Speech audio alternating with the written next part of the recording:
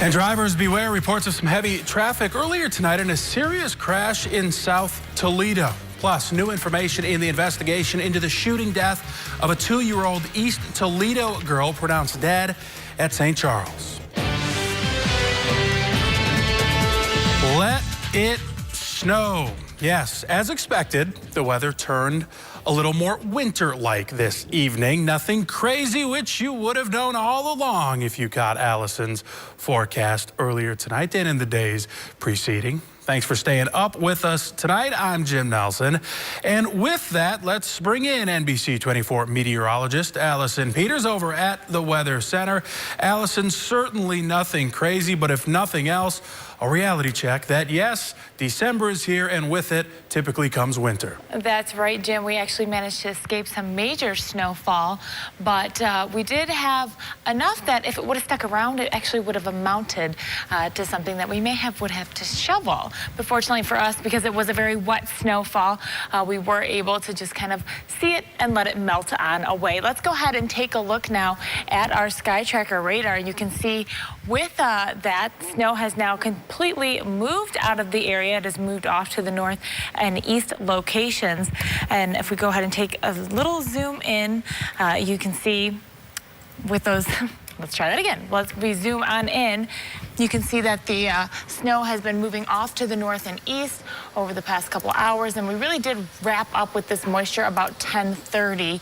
And now we're taking a look at mainly just a little bit of rain left over there through Norwalk, but looking clear through all the other locations. So unofficial reports that did come in, even though we didn't see a ton of snowfall through our location, we did have some in other spots. So again, these are unofficial amounts that have moved on in. Through Hillsdale is a little over 2 inches. Van Wert was closer to that 2 mark. Down in Findlay, they were about 3/4 of an inch. And for us here in Toledo, I personally went out and measured at our station here, and I had about 1/4 of an inch. Now keep in mind, because of those temperatures, we're very close to that freezing mark. It was melting a lot, and when you put that precipitable water equivalent to what we got was just over 1/10 of an inch, and that actually amounts to about 1.5 inches had it stuck around. So really complicated stuff. The good news is we don't really have to shovel, and that's the main focus. But we do have a chance for more snow here later in the week, and I'll be talking about that. And rainfall on the way before that with the warmer temperatures. All that coming up here, my full weather forecast in just a few minutes. Jim? Allison, thank you. And let's actually take a live look at I-75 near North Detroit. Obviously, traffic around midnight is not going to be heavy to begin with, but I can tell you it was not long ago where there was a steady stream of headlights as things were backing up a little bit. As Allison mentioned, not really sticking to the roadways, certainly wet, but again, it's just kind of that reality check. As we all know, once that snowfall starts to come around for about that first time, it can cause some issues out there. Of course, the NBC 24 Today crew will be monitoring the situation as time progresses. Well, right now, a 27-year-old man is behind bars after police say he left a loaded handgun inside his home, ultimately resulting in the shooting death of his 2-year-old stepdaughter. Police say they were notified by St. Charles Hospital this morning that a child had been shot. Officers responded to the hospital where the child was pronounced dead. Police later arrested 27-year-old Turham Johnson, who police say is the girl's stepfather. Johnson has been charged with child endangering. At this point, police are not commenting on the circumstances surrounding exactly how the child was shot or who pulled the trigger. Court documents say Johnson has admitted to leaving his .380 caliber handgun unsecured inside the home. He is due in court on Monday. Now to an NBC 24 follow-up. Street closures are expected to remain in place after a train carrying hazardous materials derailed in East Toledo. It happened around 8 o'clock Sunday morning near Wheeling and York Streets. Lieutenant Matthew Hertzfeld with the Toledo Fire Department tells us that there is no active threat to the public.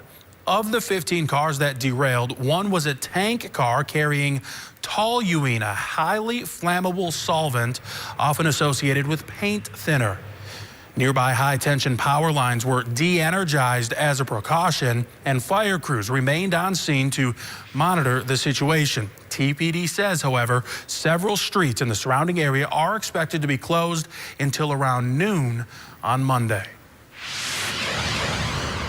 New tonight, 2 people were taken by Life Squad to UTMC with serious injuries after a 2-vehicle crash on South Burn in South Toledo. It happened shortly before 7 o'clock tonight near South Avenue.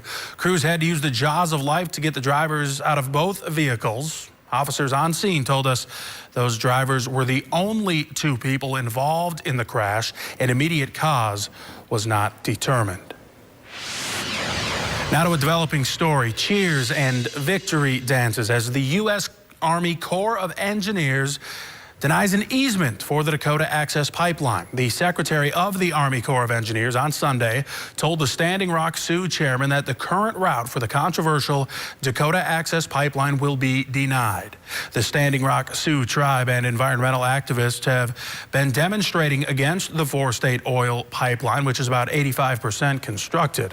They claim the pipeline construction could pollute nearby water sources and destroy the tribe's sacred sites. Thankful that there were some leaders in the federal government who realized that something is not right, even though it's legal.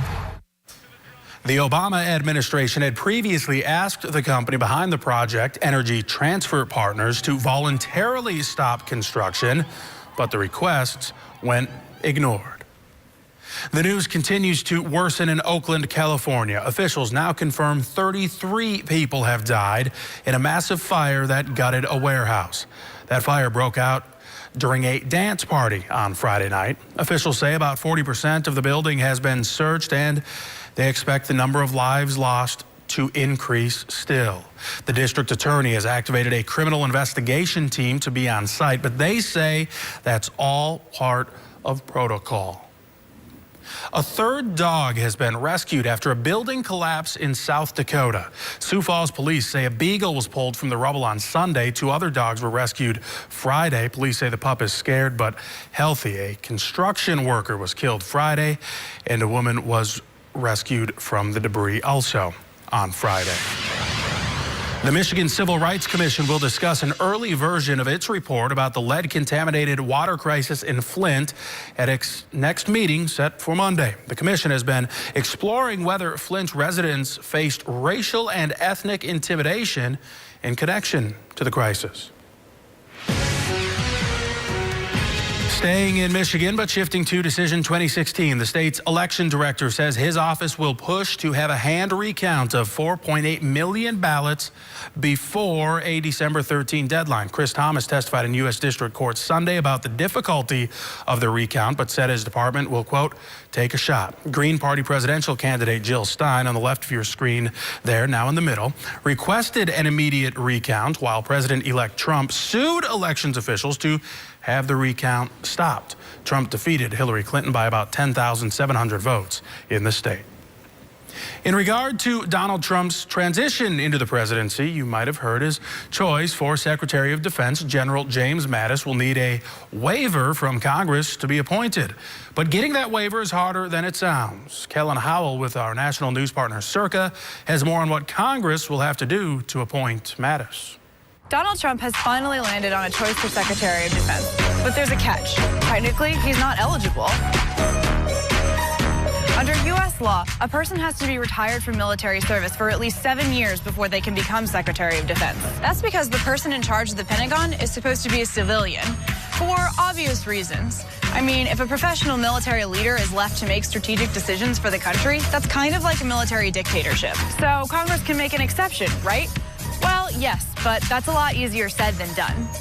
If a president nominates a person for Secretary of Defense that doesn't fit this bill, then Congress either has to pass an exemption for that person or they have to repeal that section of the U.S. law altogether. Exemptions can be made, and it has been done before. In 1950, Congress passed an exemption for George Marshall to become Secretary of Defense just 5 years after he left the Army. But getting that exemption wasn't easy. In fact, Congress attached a provision to that statute that said it didn't mean they'd be handing out those kind of exemptions in the future. But General James Mad Dog Mattis will need one of those exemptions since it's been less than 4 years since he left the Marine Corps. He's got a lot of support from the military and some pretty prominent members of Congress, but there will definitely be a debate over his appointment. With Circa in Washington, I'm Kellen Howell. Now, to learn more about Donald Trump's cabinet and congressional law, you can find more stories just like that at circa.com. Still to come here on NBC 24 News after midnight. Take a look at this. Can you guess what all the fuss is about on this flight? It's coming up after Allison's forecast next.